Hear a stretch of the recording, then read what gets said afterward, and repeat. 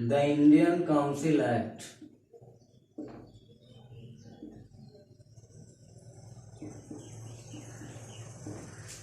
The Indian council act 1861 1861 का पहला जो है क्या है, भारतीय परिषद अधिनियम है।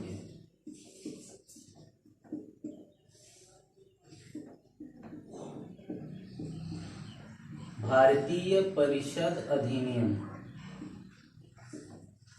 ठीक है, 1861।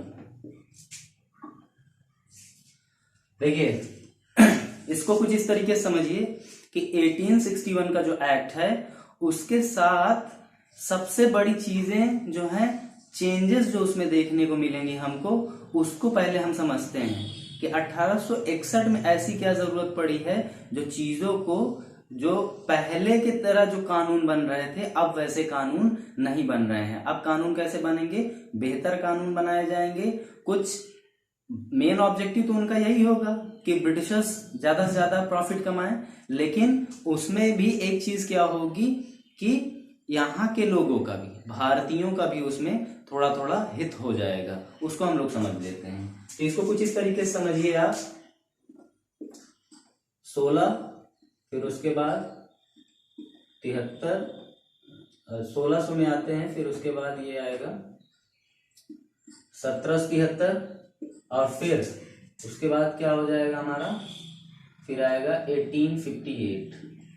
तो इसमें आप क्या देख रहे हैं, ये चीज, ये कानून जो बन रहे हैं ये ईस्ट इंडिया को मजबूत करने के लिए बनाए जा रहे हैं कानून, ठीक है। लेकिन 1858 का एक्ट के बाद अब क्या होगा, जो भी कानून बनेगा अब उससे क्या किया जाएगा, जो ब्रिटिश साम्राज्य है, ठीक है, क्या है, ब्रिटिश साम्राज्य, उसे क्या किया जाएगा, मजबूत किया जाएगा, ठीक है। फैज आप आ गए क्या?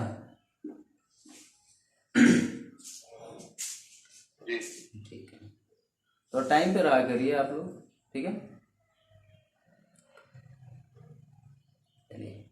तो मैं अच्छा फिर से रिपीट कर देता हूं। आज हम लोग जो एक्ट पढ़ेंगे वो है द इंडियन काउंसिल एक्ट 1861, जिसे बोलते हैं भारतीय परिषद अधिनियम। तो भारतीय परिषद अधिनियम जो है क्यों बनाया गया, उसके पीछे रीजन क्या है? इसके पीछे सबसे पहला और सबसे बड़ा रीजन ये है कि 1857 की क्रांति जैसी दोबारा कोई घटना रिपीट ना हो। भारतीयों का अपीजमेंट करने की, अपीजमेंट मतलब होता है तुष्टीकरण, ठीक है, क्या बोलते हैं इसको, तुष्टीकरण, इसमें प्रारंभ कर दिया गया। मतलब कि अब कोशिश ये की जा रही है कि भारतीयों को अपने साथ रखा जाए, उन्हें भी मौका दिया जाए थोड़ा सा काम करने का, साथ में समझने बूझने का, ठीक है। तो ये यही है। मैंने इसको यहाँ पे बेसिकली ये बताया कि ये जो 1600 से 1858 तक का जो एक काम था, ईस्ट इंडिया कंपनी को कहीं ना कहीं मजबूत करने का काम था। लेकिन 1861 से अब भारतीय प्रशासन और ब्रिटिश साम्राज्य, इन दोनों के बीच में डायरेक्ट लेन देन होगा। वही चीज को जो है यहाँ पे हम डिस्कस करेंगे 1861 के जो भी जितने भी प्रोविजंस हैं।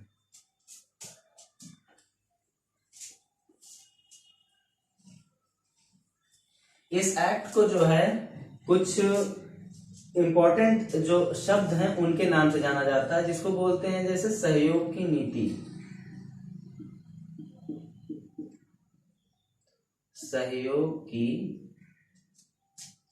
सहयोग की नीति, इसे बोलते हैं पॉलिसी ऑफ एसोसिएशन।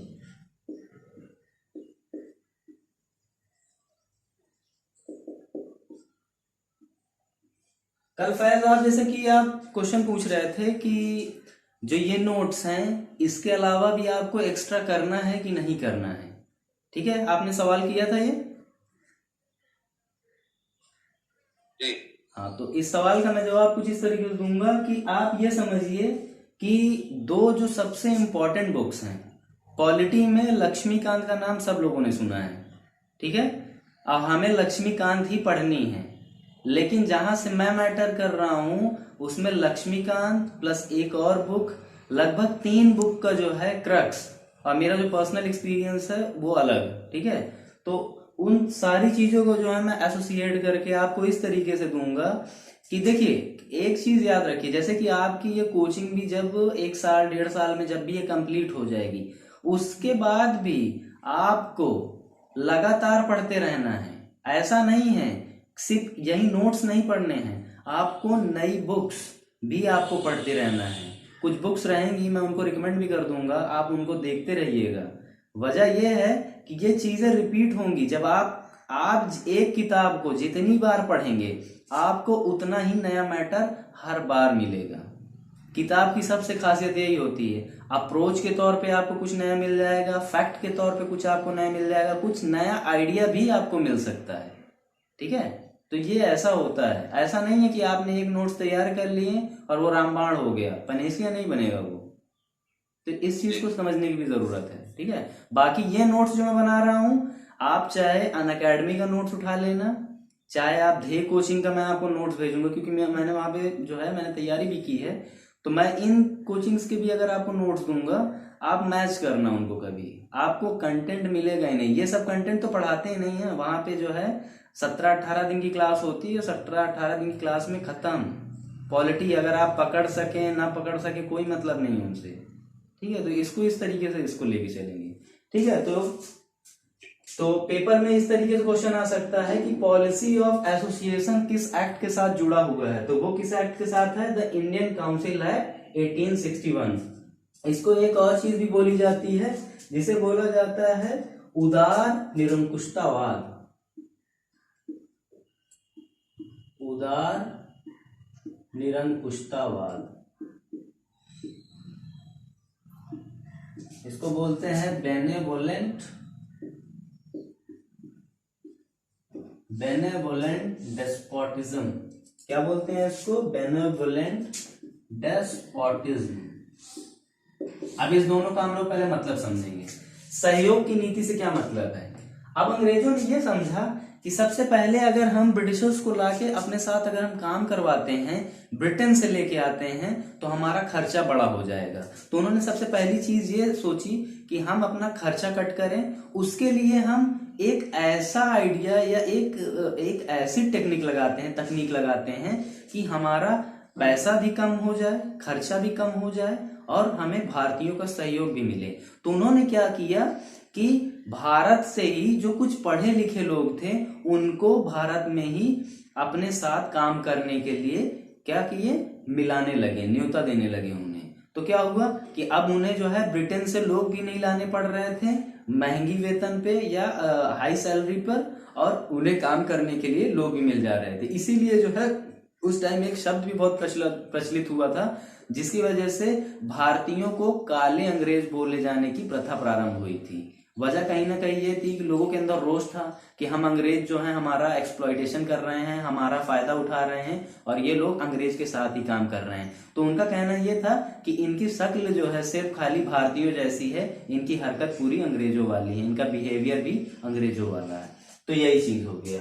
अब उदार निरंकुशतावाद, इसको समझिए, ठीक है। बेनोवेलेंट मतलब कि उदार का मतलब क्या होता है, लिबरल, चाहने वाला, प्यार करने वाला, दुलारने वाला, ठीक है। ये मासूमियत से भी इसको मतलब समझ सकते हैं। और निरंकुशतावाद का मतलब क्या होता है, निरंकुशतावाद का मतलब होता है कि एक ऐसा व्यक्ति या एक ऐसा ग्रुप जब कोई काम करे तो उस पर कोई लगाम न लगा पाए, इसी को बोलते हैं निरंकुशतावाद या डेस्पोटिज्म बोलते हैं। क्या बोलते हैं, डेस्पोटिज्म बोलते हैं। ओके, तो अगर आपको ये समझ में आ गया, पूरा समझ में आया, किसको नहीं समझ में आया, जिसको नहीं समझ में आया वो मुझसे क्वेश्चन करे। ये दोनों कॉन्सेप्ट बताने हैं तुम्हें, ठीक है, ठीक है। अच्छा, इसको इस तरीके से समझो, देखो 16वीं शताब्दी से या तुम मान लो 1773 के रेगुलेटिंग एक्ट से 1857 से पहले के जितने भी कानून थे उनका मेन लक्ष्य क्या था, कंपनी को बचाना। उनको इससे कोई फर्क नहीं पड़ता था कि भारत के लोग परेशान हैं, गिरे हाल हैं, हमसे उससे कोई लेना देना नहीं है। ये इनका फंडा था, ठीक है, ये इनका पूरा फंडा था। लेकिन फाइनली जब 1857 की क्रांति होती, वो 1857 की क्रांति होती है और 1858 का एक्ट आता है, तो उसमें जो है कहीं ना कहीं ये इनके इंटेंशंस जो है शुरू हो जाते हैं या जारी हो जाते हैं भारतीयों के खिलाफ, भारतीयों को लेकर, खिलाफ नहीं, कि भारतीयों को अब हमें मिला के रखना पड़ेगा, उनका तुष्टीकरण या अपीजमेंट हमें करना पड़ेगा। अदरवाइज हम बहुत लंबे टाइम तक जो है भारत में शासन नहीं कर पाएंगे और भारत के लोग हर बार हमारे खिलाफ विद्रोह करते रहेंगे। इसीलिए उन्होंने दो पॉलिसी अपनाई, एक जिसमें पॉलिसी थी पॉलिसी ऑफ एसोसिएशन और दूसरी थी बेनेवोलेंट डेस्पोटिज्म। क्या था? Benevolent despotism. अब इनका दोनों का हिंदी मतलब समझिए, सहयोग की नीति और उदार निरंकुशतावाद।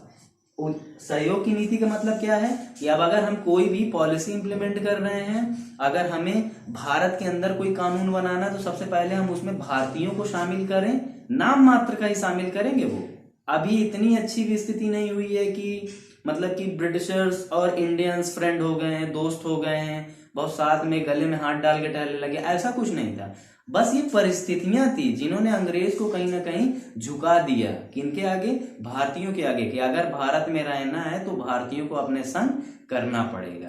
तो इसीलिए ये सहयोग की नीति बनाई गई और उदार निरंकुशतावाद, यानी कि थोड़ा सा प्यार भी दिखाएंगे, थोड़ा सा जो है लिबरल अप्रोच भी रखेंगे, लेकिन जब फायदे की बात आएगी तो उस पे जो है निरंकुशतावाद यानी कि डेस्पोटिज्म, हम जो कहें वही सच है, हम जो बनाएं वही असली है, वही रियल है, कुछ इस तरीके का मामला। ठीक है, अब क्लियर हुआ सबको? क्लियर हो गया? ठीक है, अभी भी अगर कोई डाउट हो तो फिर जो है आप मुझे टेक्स्ट करेंगे व्हाट्सएप पे, ठीक है, उसको मैं वहीं पे क्लियर कर दूंगा। बाकी हम लोग आगे बढ़ते हैं, ठीक है। इसी एक्ट को ये भी कहा जाता है सर्वप्रथम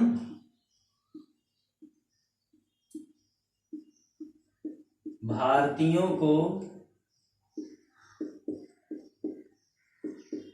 भागीदारी, सर्वप्रथम भारतीयों को भागीदारी शासन में प्रदान करने वाला कानून है। ये शासन में प्रदान करने वाला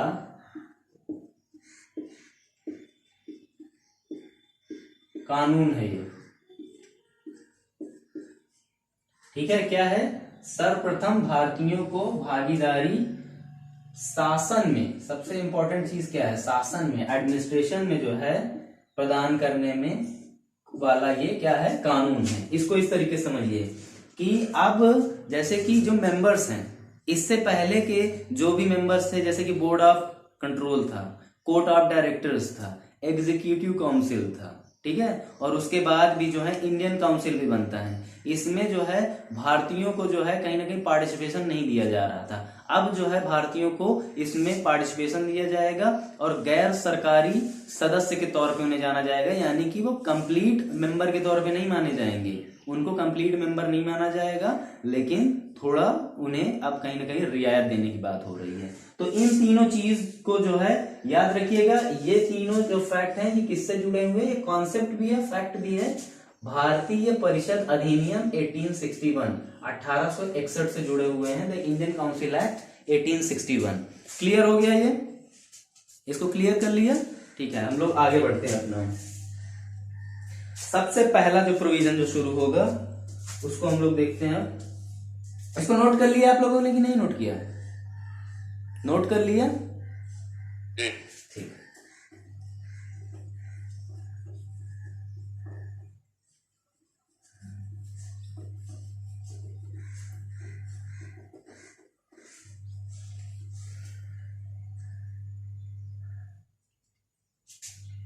अब देखिए, गवर्नर जनरल को अब क्या कहा जाने लगा ये बताइए मुझे। 1858 की वॉइस रॉय कहा जाने लगा। ठीक है, गवर्नर जनरल उन्हें इस्तेमाल किया भी जा सकता है, जनरली उनका इस्तेमाल किया भी जा सकता है, लेकिन वॉइस रॉय के तौर पे ही जानेंगे, लेकिन थोड़ा सा गवर्नर जनरल को भी। तो गवर्नर जनरल को विधायी कार्यों में तो, ठीक है, नए प्रांतों का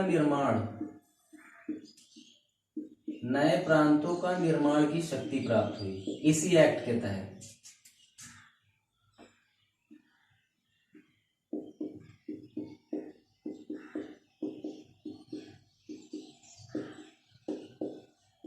ठीक है, नए प्रांतों के निर्माण की शक्ति प्राप्त हुई। इससे क्या समझते हैं यहाँ? इससे ये है कि देखिए 1857 के बाद इनकी टेरिटरी का विस्तार इतना ज्यादा हो जाता है कि अब गवर्नर जनरल लाइक इंडिया में जो प्रेसिडेंट हैं उसी तरीके का कहीं ना कहीं उनको पावर मिल रहा है।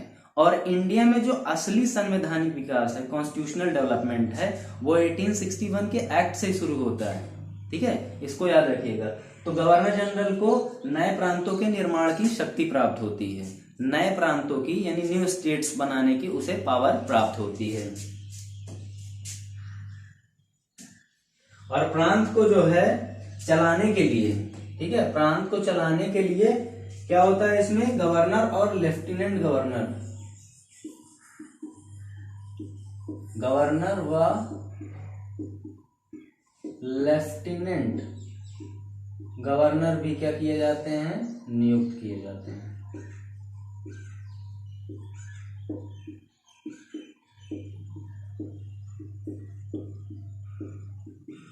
ठीक है, नए प्रांतों का निर्माण किसकी ताकत में आ गया है? गवर्नर जनरल के। और लेकिन वो उसे रूल नहीं करेगा, या उसे वो क्या करेगा? चलाने का काम नहीं करेगा, सिर्फ निर्माण करने का काम करेगा, क्योंकि क्षेत्र क्या हो गया है? बहुत ज्यादा बड़ा हो गया है। तो ये समझ लीजिए। और लेफ्टिनेंट गवर्नर और गवर्नर वहां पे नियुक्त किए जाते हैं। इसको इस तरीके से समझिए जैसे कि वर्तमान में यूनियन टेरिटरीज जितनी भी हैं, ठीक है, केंद्र प्रशासित राज्य। अच्छा, अभी ये बताइए वर्तमान में केंद्र प्रशासित राज्य कितने हैं? कितने हैं वर्तमान में केंद्र प्रशासित राज्य? 7 टेरिटरी। नहीं, कंफर्म करिए। 7 नहीं, 7 नहीं है, 8 है, 8। ठीक है, 8 है। थोड़ा एक मिनट आप लोग होल्ड करिए, मैं एक और हैं उनको मैं ऐड कर देता हूं इसमें।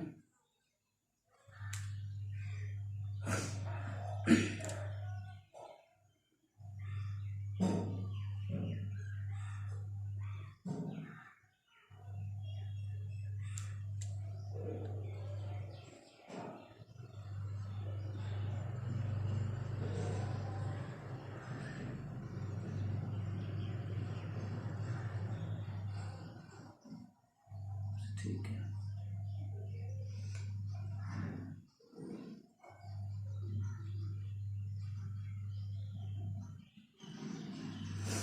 ठीक है। तो यूनियन टेरिटरी और उस टाइम के इन प्रांतों से आप क्या समझते हैं? ये स्टेट जो डेवलप किए गए, अब इनको गवर्नर जनरल या वायसराय डायरेक्टली रूल नहीं करेगा।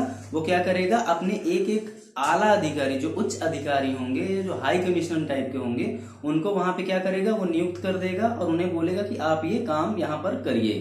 ठीक है, उसी तरीके से जैसे कि आज जैसे कि दिल्ली है, दिल्ली तो चलिए तब भी आधा स्टेट और आधा यूनियन टेरिटरी का दर्जा रखता है, लेकिन अभी जैसे कि हम लोग बात करें चंडीगढ़ की, ठीक है, चंडीगढ़ क्या है? पूरी तरीके से केंद्र प्रशासित राज्य है। वहां पे क्या किया जाता है? केंद्र सरकार द्वारा एक व्यक्ति को नियुक्त किया जाता है और वही जो है सारा प्रशासन का कार्यभार संभालता है और कंटिन्यूअसली रिपोर्ट किसे करता है? वो पंजाब की गवर्नमेंट या हरियाणा की गवर्नमेंट को नहीं करेगा वो रिपोर्ट, वो डायरेक्ट रिपोर्ट करता है। किसे रिपोर्ट करेगा? वो सेंट्रल गवर्नमेंट को, मोदी सरकार को। ठीक है, इस तरीके से इसको समझिए। तो ये गवर्नर व लेफ्टिनेंट गवर्नर नियुक्त किए गए हैं।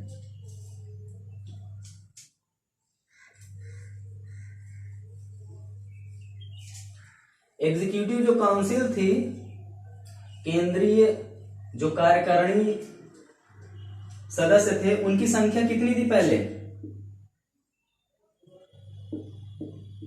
4। 4 थी ना, ठीक है। केंद्रीय कार्यकारिणी है, और जिनके भी डाउट्स हैं, जिनके भी क्वेश्चंस के डाउट हैं, हमारा जो देखिए क्लाउड पे क्या होता है कि 40 मिनट का सेशन मिलता है।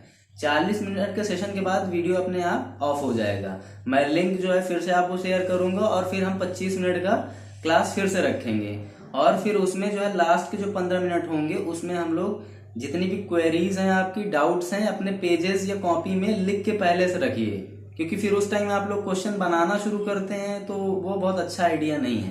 पहले से लिख के रखिए कि आपको क्या जानना है, क्या पूछना है, क्या डाउट्स हैं आपके, ठीक है, तो उसको समझिए। तो ठीक है, ये देखिए आगे। तो केंद्रीय कार्यकारिणी के सदस्यों की संख्या,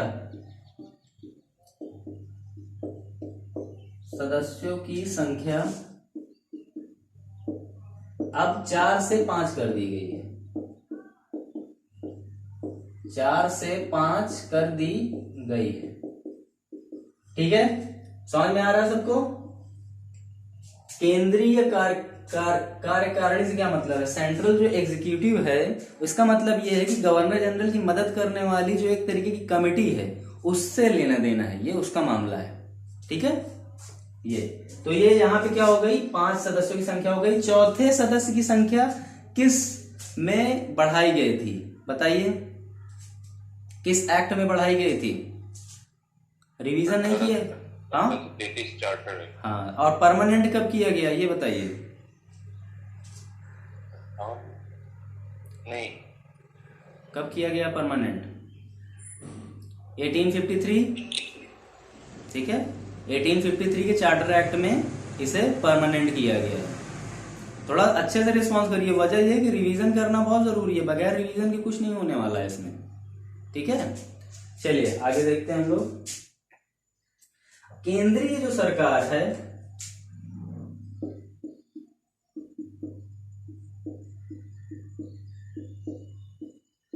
केंद्रीय सरकार को सार्वजनिक ऋण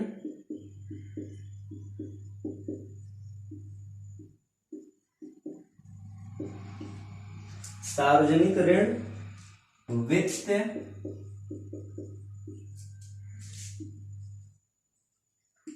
मुद्रा, डाक एवं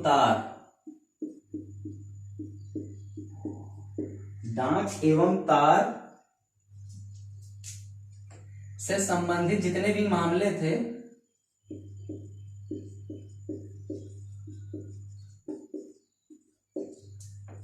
संबंधित मामलों पर अधिकार प्रांतीय सरकार को दिया गया।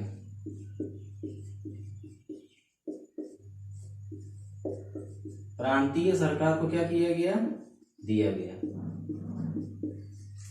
वर्तमान में आप लोगों ने जैसा कि देखा होगा, सूचियों का मामला हमको देखने को मिलता है, ठीक है, लिस्ट का मामला, यानी कि कौन सेंट्रल सब्जेक्ट्स हैं, कौन स्टेट लिस्ट में जो सब्जेक्ट हैं, या कौन कॉन्करेंट में है, यानी कि समवर्ती सूची, राज्य सूची या केंद्रीय सूची। इसका मतलब क्या है? इसका मतलब यह है कि इंडिया जो है एक संघात्मक राज्य है। संघात्मक राज्य से मतलब होता है फेडरल स्टेट, ठीक है, संघात्मक राज्य है कौन? भारत। इसका मतलब समझ लीजिए, संघात्मक राज्य से मतलब बहुत इजी है, बहुत आसान है। इसको आपको मैं पहले कॉन्सेप्ट क्लियर करूंगा आपका, तभी हम लोग आगे बढ़ेंगे। वजह ये होगी, नहीं फिर आप लोग समझ नहीं पाएंगे। देखिए जैसे कि भारत है, ठीक है, ये भारत हो गया। जब पूरे कानून पूरे भारत में लागू किए जाएंगे, मतलब कोई एक ऐसा कानून बना जब पूरे भारत में लागू हो, ठीक है, पूरे भारत में, तो उसे क्या बोला जाएगा? केंद्रीय कानून बोला जाएगा, या सेंट्रल लॉ बोला जाएगा, यूनियन लॉ बोला जाएगा, ठीक है।